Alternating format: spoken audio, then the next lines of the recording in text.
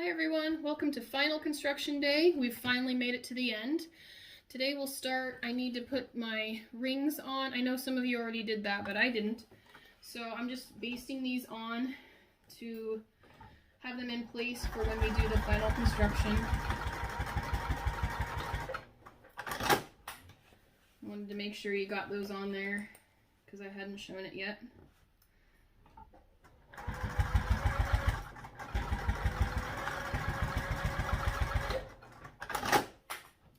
Okay, and you can tuck your straps in here. Sometimes that helps keep them out of the way. The first thing you'll want to do is grab your pattern piece, and it has markings for your gussets and your middle. So mark those on all your pieces. I've already marked all of mine. Okay, and actually I went ahead and installed the zipper gusset on the front because we're going to be doing the same thing again here. And we've already done this twice anyway, so I think you know what to do. It's just a matter of doing it. So I did my front first. It doesn't matter which one you do. You match up your middles, match up your gussets, and then sew it all on with 3/8 inch seam allowance. Make sure that your gussets match up. See how they're even? Doesn't look even in the picture, but there, they are even. You want your gussets to be even side to side. So our next step will be to put the back on. Make sure you have your pocket out, and you want to, this is another one of those key things in the project, you want to unzip your main zipper. Don't forget to unzip it. You'll be sad that you can't get into your bag. Okay, and slip your back if you've done your front first. It doesn't matter which one you do first, but match up your middles. You'll do the same steps for each side, so it doesn't really matter that I already did one. And then we'll match up those gussets with our marks on the side. Match up the top and the other gusset. And then we'll just ease everything else in. We'll be sewing this at 3/8 inch seam allowance, so you do have a little bit of forgiveness built in. If you haven't gotten something exactly straight along the way, it's okay. You have a little bit of built-in forgiveness, which is always good. So let me pin this on and I'll be right back. We are all pinned on here and ready to go.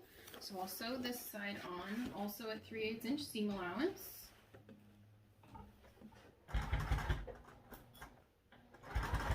Make sure you're using a small stitch length here. You don't want any big basting stitches. This is your final seam. You want everything nice and strong here.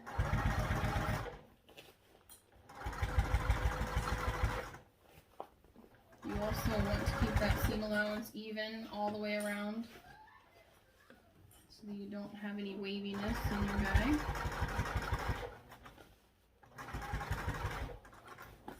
Make sure that zipper is open. You want your main zipper open right now.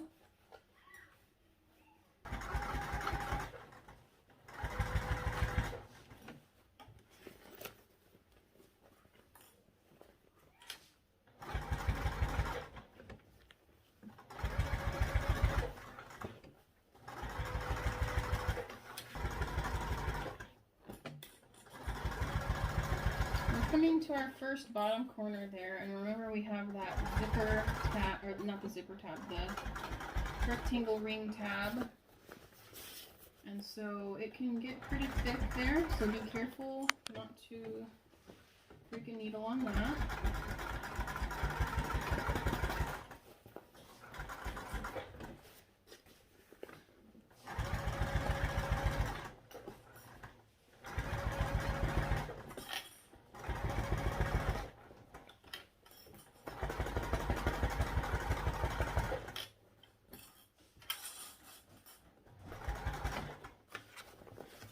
Almost back around now.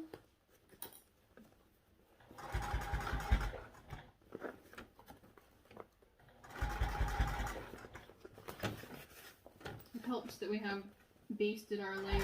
We've basted the back layers together.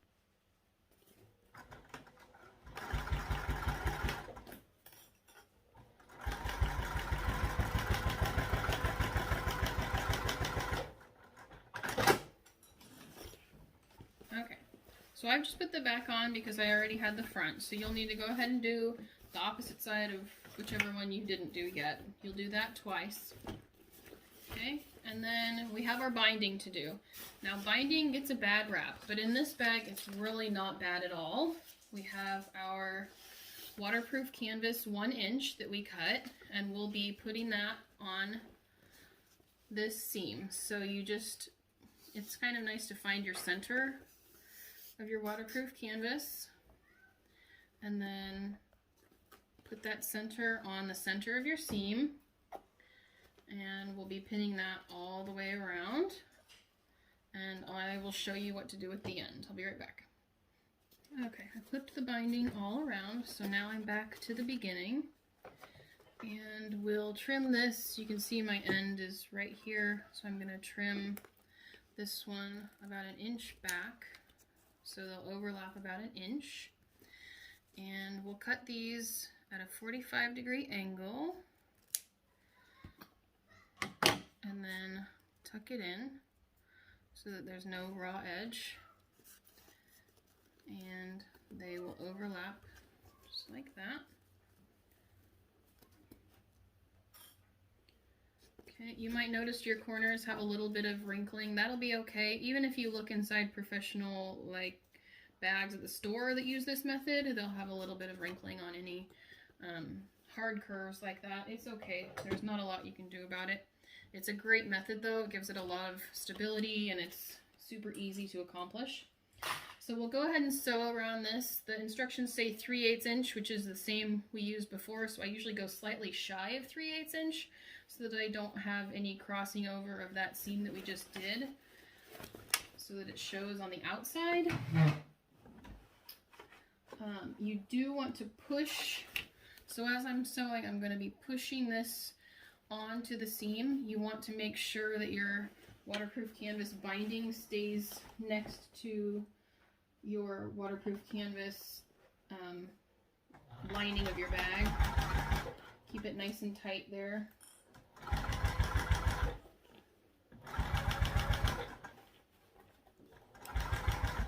Now this time around is even thicker, so if you had places where you struggled to go over them last time on the initial sew through, be extra careful this time, because now we have 2 more layers we've added.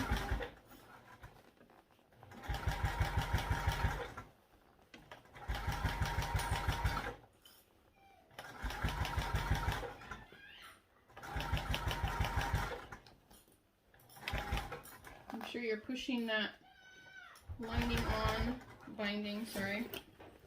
pushing the binding on as you go.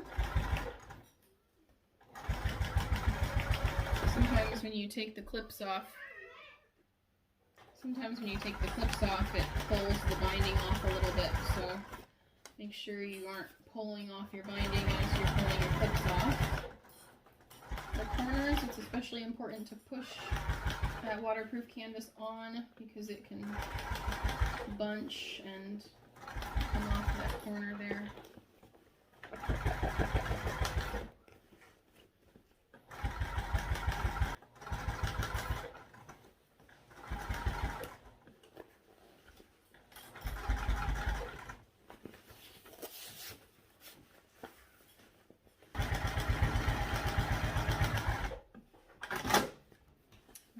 So see how nice the binding looks? It's a really nice professional finish. So you'll want to go ahead and do the other side, and then you get to magically turn it right side out and see how you've done.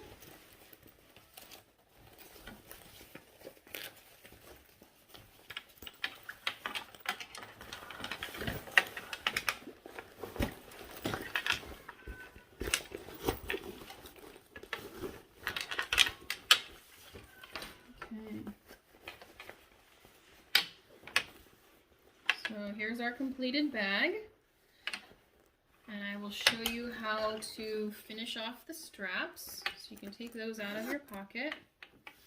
The strap fabric is from Fandia Fabrics. It's this really neat part of their new Hue line. It's See how it has some speckles? It goes as a great coordinate, great lining. And the fabric is these hot air balloons with the animals and the panel. These will be on pre-order from Royal Pixie Custom Fabric, March 5th through the 14th. So make sure you come check out our round. We have all sorts of things in a round called Things That Go. So lots of cars and trucks and construction and planes and anything that goes. This one's hot air balloons because it also goes, right? Okay, so we need to finish off the straps. So make sure it's not twisted. And we'll stick it through one side and down the other of our slider. That really has no consequence at this point. And then we'll take it through our rectangle ring from the bottom up. Okay, and again, it's not twisted. And then I push the top part of the fabric through the rectangle ring. So you have this big hump. And go take the end of your strap, bottom to top, and pull it through a little bit, and then fold it over and put it next to your fabric, just like that. And you can rivet here if you want, or you can sew across. So I'll sew across this time to show you. It's kind of a tight place here because it's right next to that rectangle ring and the slider.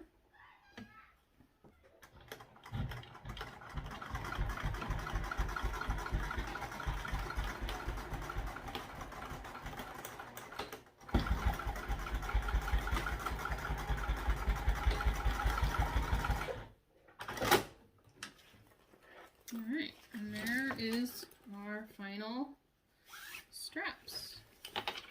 Okay, so go ahead and post a picture of your completed bag in our Facebook group to enter for today's prizes.